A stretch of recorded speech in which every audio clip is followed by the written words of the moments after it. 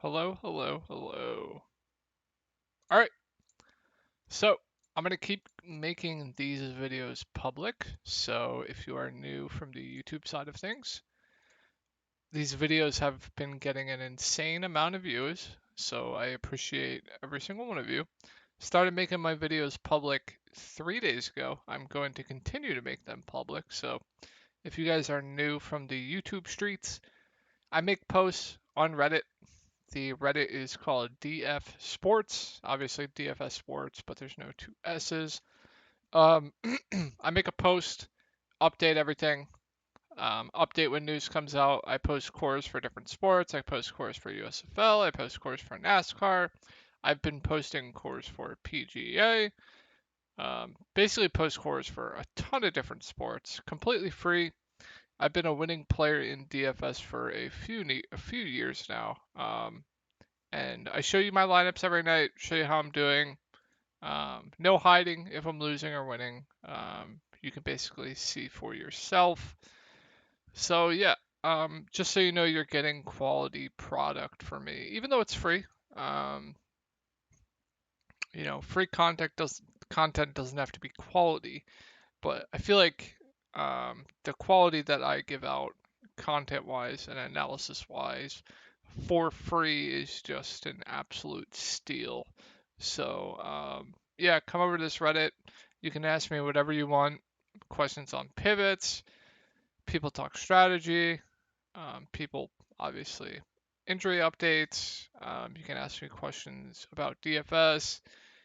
You can basically ask me anything. And if you can't reach me, you can definitely message me on Reddit too, or Twitter too, one or the other.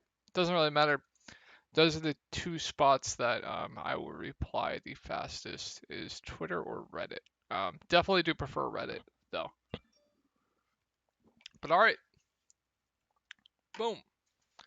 Let's go over my lineups from tonight. Just a bad night. We can go over PGA first, actually. So everything that went bad for me today that could have went bad absolutely went bad. So I went from winning 1.5k down to 27th place. Obviously, Mito is doing phenomenal. McIntyre just with the absolute meltdown. Absolute meltdown from McIntyre. An absolute meltdown from Spieth. Gonna cost me just infinite amount of money. But should still be a good night over there. And then we can pull up the 2 game slate and the Showdown slate. So I'm dead here on the 2 game slate. There's just nothing I can do about it. But the core I gave out for this was Jimmy Butler, Al Horford, Luka Doncic, and I think it was Otto Porter, right? Luka Butler, yeah, Otto Porter Jr. But Horford core in low ownership was absolutely massive.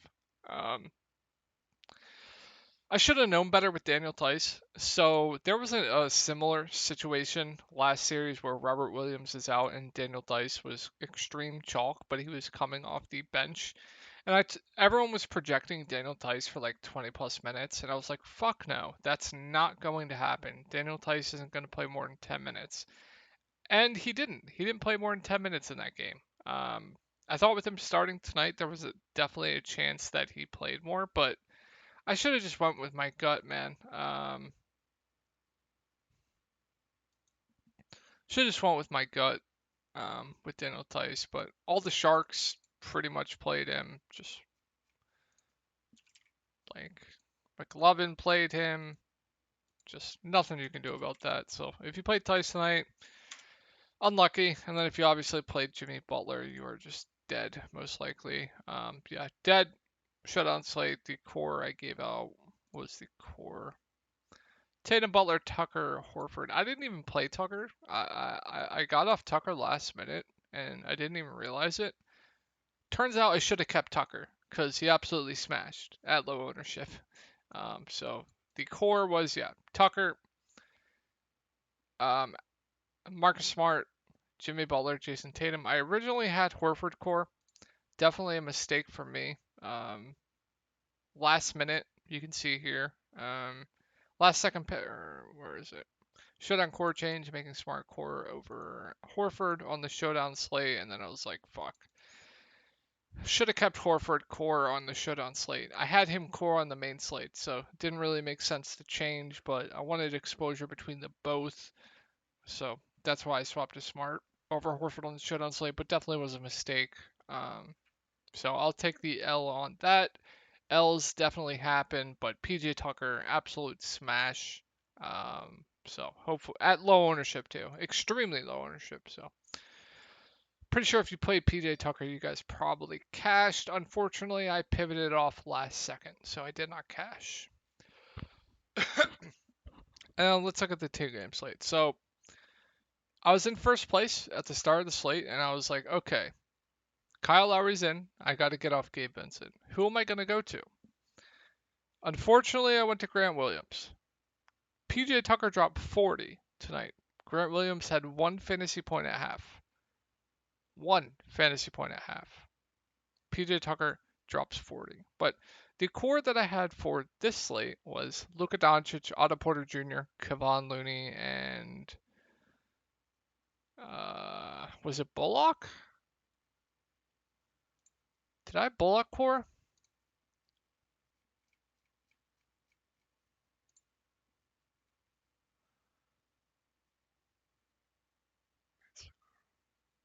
Oh, it was Vincent.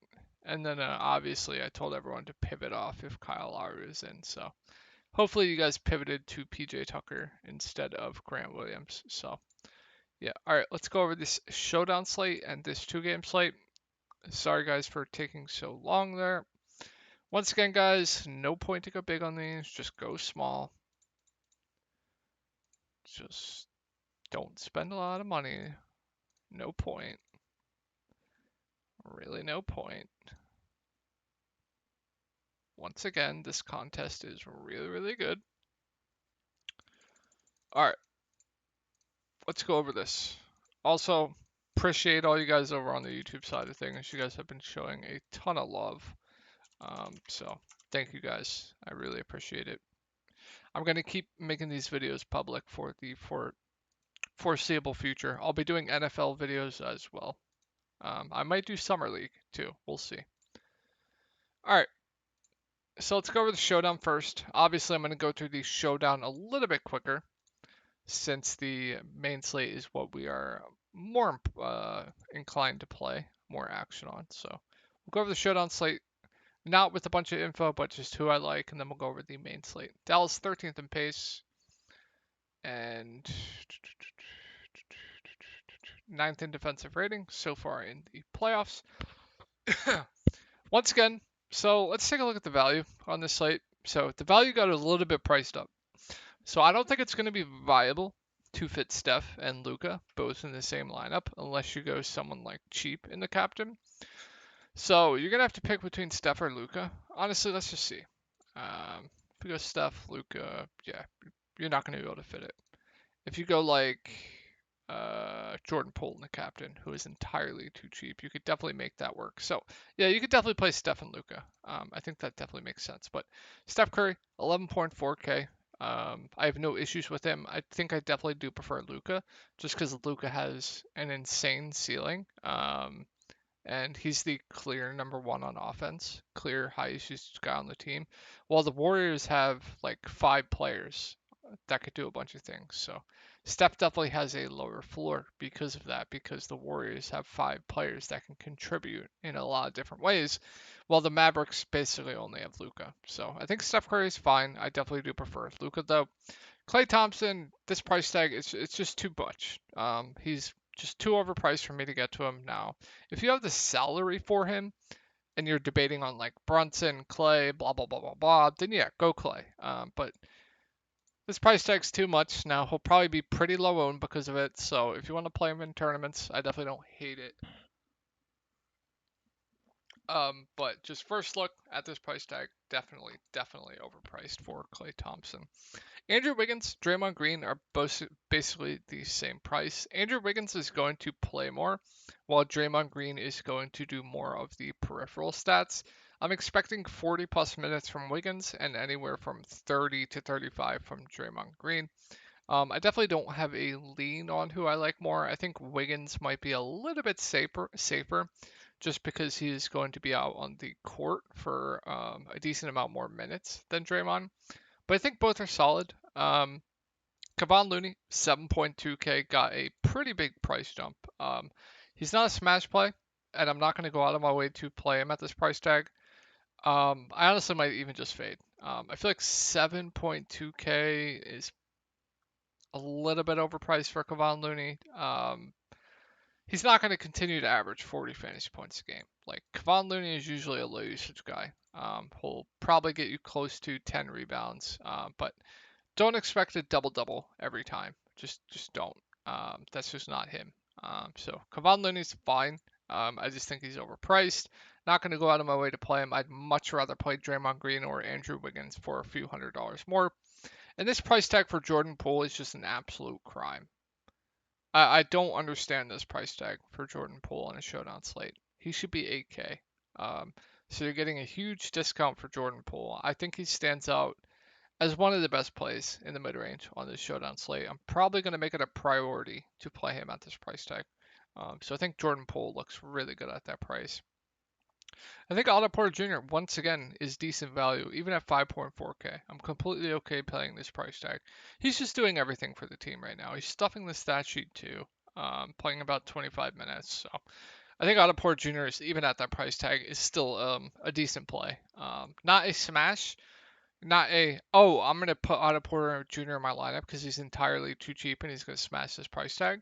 But I still think it's a fine option. Now I definitely do prefer Poole for $1,000 more though. As far as the cheapies, I probably wouldn't play anyone. I think the only guy viable is Damian Lee, but they went to Moody in the fourth quarter. So I really don't know what to do with these cheapies. Um, I really don't.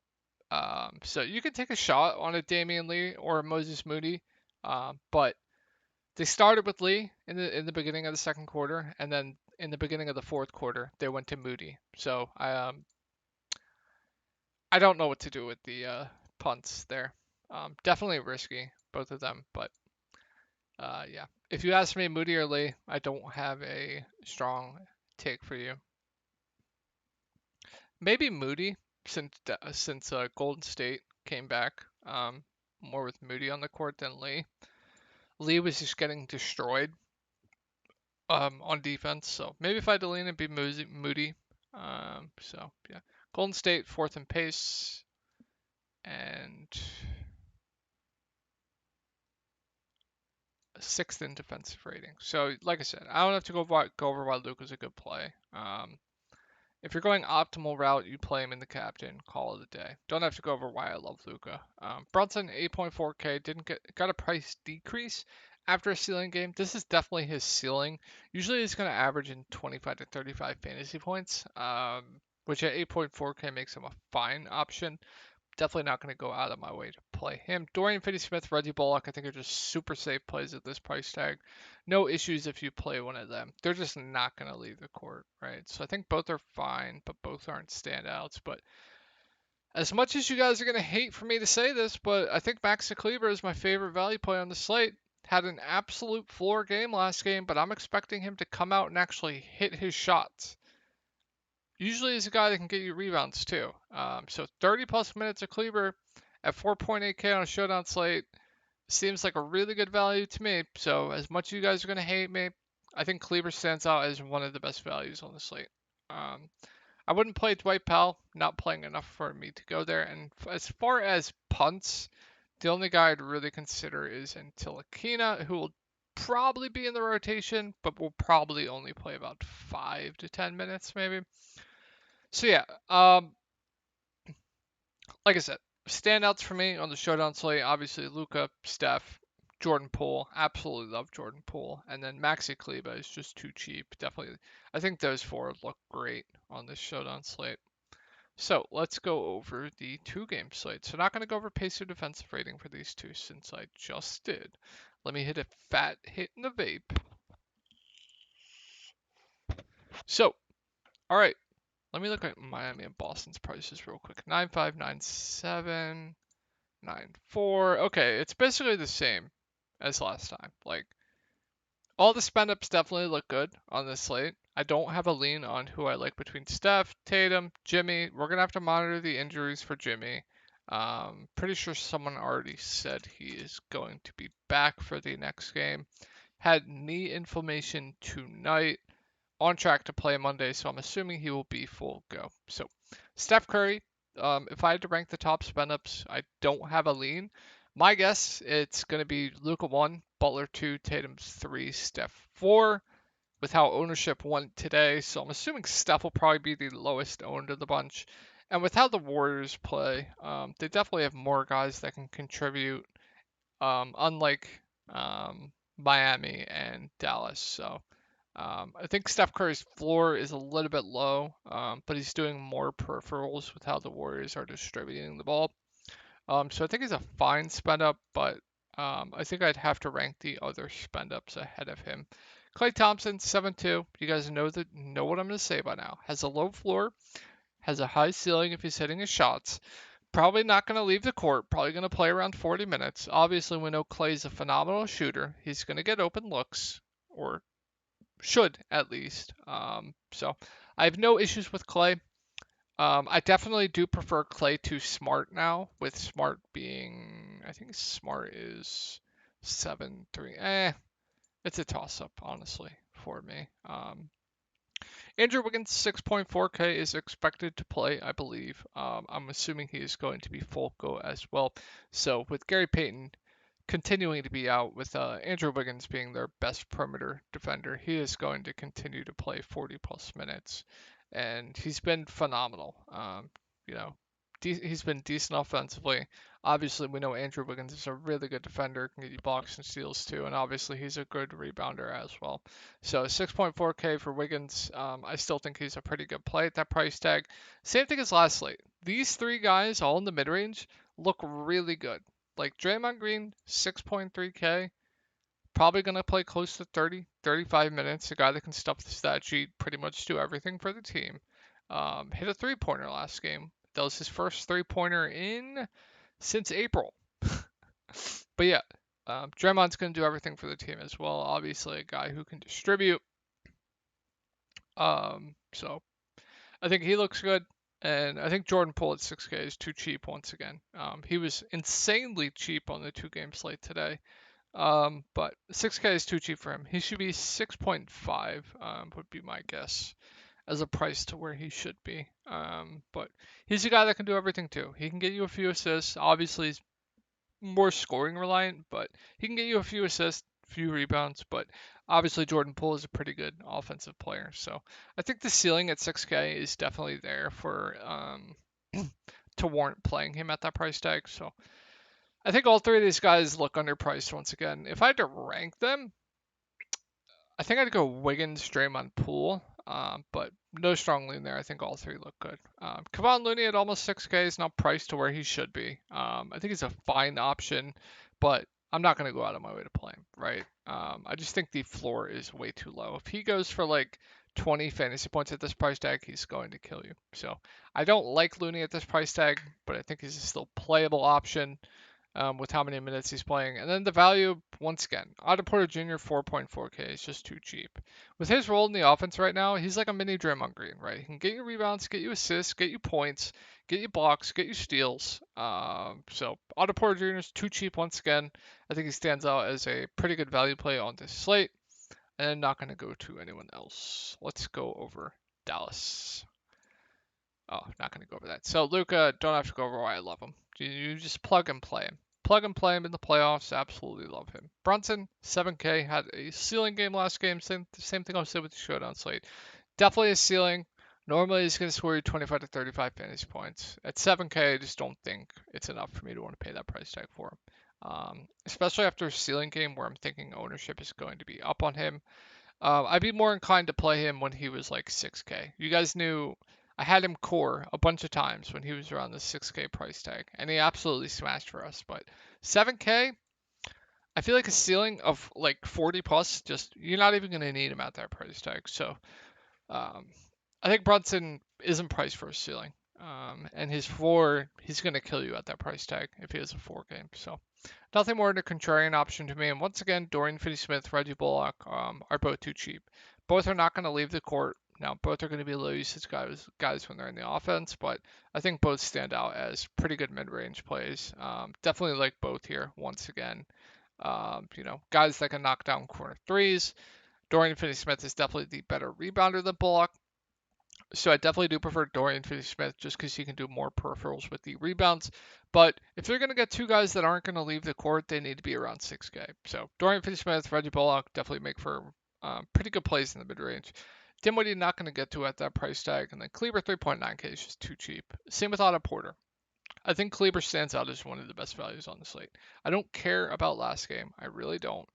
He's sub 4K. He's going to play over 30 minutes. Usually he's a decent point per minute guy. So I am all in on Kleber tomorrow.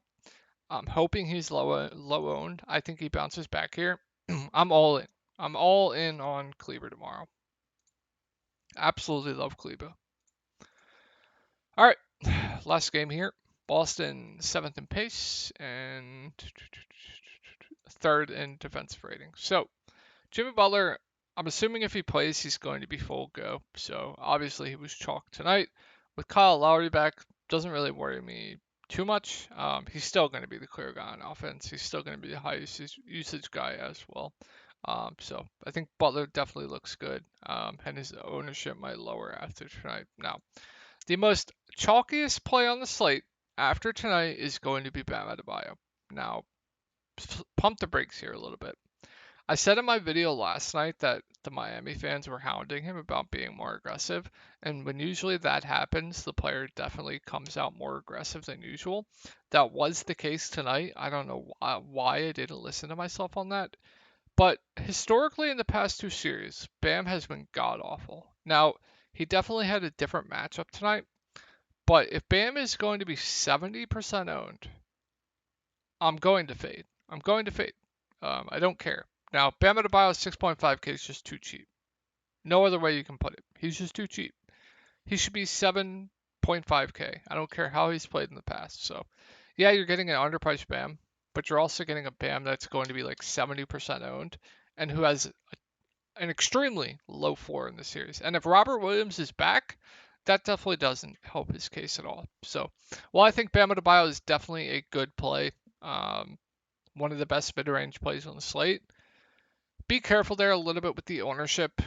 I want to pull up the minutes from tonight. Boston ran an extremely tight rotation. Same with Bam playing 42 minutes, but they kind of spread everything else out with Jimmy Butler not coming back. So Struss 5.4. How many minutes does Struss play? 30-ish? 34? Okay. Struss now is getting to the price point where I actually don't think he's fish food. I think 5.4K is actually a warranted price for him. He's shown to actually be a decent rebounder, which I don't know how. Usually he was the most scoring reliant player ever, but I guess Boston just can't rebound. So I think Struss at 5.4K is definitely viable. I don't think he's fish food anymore. Apparently he can contribute in different other ways. Outside of being score independent. So he's going to get open looks too. So I don't hate Struss, but I don't think he's fish food. Kyle Lowry 5.3K has just been god awful. Clearly the hammy's bothering him. I don't know if they're going to split minutes with him and Gabe Vincent again. I really don't. But nothing more than a contrarian option for me. Hamstrings are definitely hard to come back from, so that definitely worries me a little bit. So still a contrarian option for me. Tyler HERRO is just unplayable. He has been god awful. He's losing minutes. It's just hard for me to go to him. So Tyler HERRO is definitely only a contrarian option for me. Gabe Vincent probably ought to play for me with Lowry back. And then PJ Tucker 4K is just a joke. I don't get it. He should be close to 5K. Probably going to play all the minutes he can handle. Probably going to play 35 plus minutes. Good rebounder, good defender. Get you a few assists as well. Can hit corner threes too. He's going to have open looks as well with Boston putting their effort into Jimmy Butler. So PJ Tucker definitely looks like a pretty good value here. And that's probably it for Miami. And let's go over Boston. Miami, 12th in pace, 4th in defensive rating. So Jason Tatum, look at this rotation tonight. Take a look at this. Jason Tatum played 41 minutes and he went to the locker room. Al Horford played 42. Jaylen Brown played 42. Marcus Smart played 37 and he went to the locker room. Grant Williams played 39. They ran basically a 5-man rotation. Basically. Outside of Daniel Dice barely playing, Derek White barely playing, and Peyton Pritchard barely playing. If Tatum and Smart don't go to the locker room, you're probably seeing 40 plus minutes for all the starters. You really are. So Tatum, 9-7, honestly might be my second favorite split up outside of Luka. Must-win game here at home. Gonna play 44 plus minutes would be my guess. Had a terrible night tonight. I'm expecting him to bounce back here. So I think Tatum honestly might be my second favorite spot up. Jaylen Brown has been phenomenal. He's been chalk every slate and for good reason. Finally at a ceiling game tonight. Um, 8.6K, I still think he's a solid play. I definitely do prefer Tatum for $1,000 more, but I think both the top guys here for Boston both look like pretty good plays. Marcus Smart 7-3 is now getting to the price point to where I think I'd rather just play Clay for pure ceiling. I still think he's a safe play at 7.3K, but definitely overpriced in my eyes. And then you guys know I'm extremely high on Al Horford whenever Robert Williams is out. If Robert Williams is out, Al Horford is an absolute must for me at this price tag. He's going to play huge minutes. With no Robert Williams, his rebounding goes up, his usage goes up. I absolutely love Al Horford if Robert Williams is out. And if Robert Williams is in, I still think he's a fine play, even at that price tag. I still think he's a pretty good play, even if Robert Williams is in. So you're not fucked if you play him if Robert Williams is in. So I absolutely love Al Horford on the slate. Robert Williams 5-2, just gonna monitor the news there. And then Grant Williams, if we're gonna get 40 plus minutes of Grant Williams at 4.6K, I think he's solid. I definitely rank the other value ahead of him, just because Grant Williams is more out there for his defense. But if we're gonna get 40 plus minutes of Grant Williams, I definitely think he's solid at 4.6K. And then I'm not gonna get to anyone else with how tight of a rotation they're running. So if I had to build an early core, and this will likely change, so make sure you go to the subreddit to get an updated core. I'm probably throwing Luka in there. I absolutely love Kleba for value, so I'm probably throwing Kleba in there. I'm probably throwing Horford in there, and then I'm probably gonna throw like I don't know if I want to eat the Bam chalk or not. Um,